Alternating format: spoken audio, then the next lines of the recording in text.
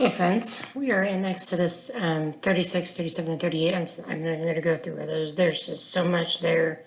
More of the temple preparations, the priest preparations, people bringing more than enough to build God's work, which is in and of itself amazing. This is day 63 of the 365 days through the Word. But James 4 is where I'm really struck, because there's a lot in here too, obviously. You could spend the entire day just talking about the book of James. The sin of inaction.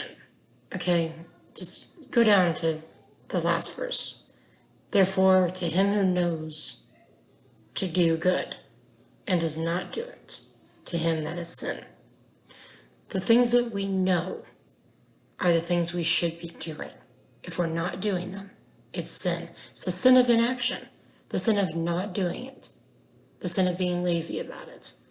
I'm tired. I'm ready to go to bed. I should have spent more time, in the Word today than I did. Probably spend more time praying than I did. Turning off the radio and praying on the way to and from work is always a good idea, especially when you have a long commute. If you have a long commute, a lot of people these days are working from home, so it's a lot harder to do that. You can walk to the fridge and back. Probably it's about the extent of it. Out of the mailbox. But we need to be spending more time making God the priority. But it's not so much that, it's if you know you should speak out about something and you don't do it, it's a sin.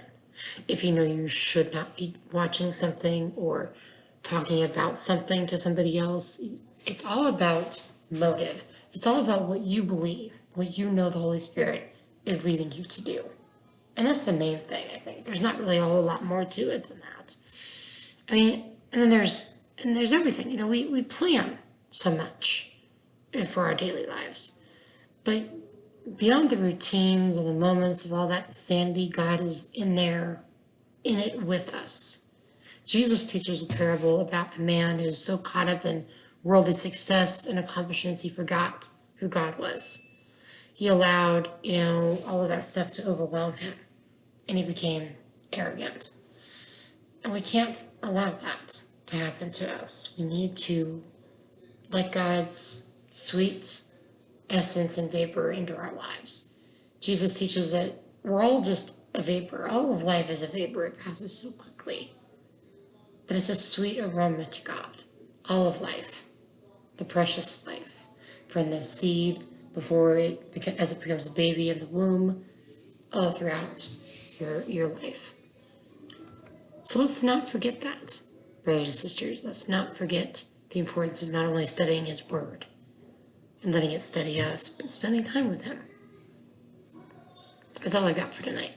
So, thank you and God bless.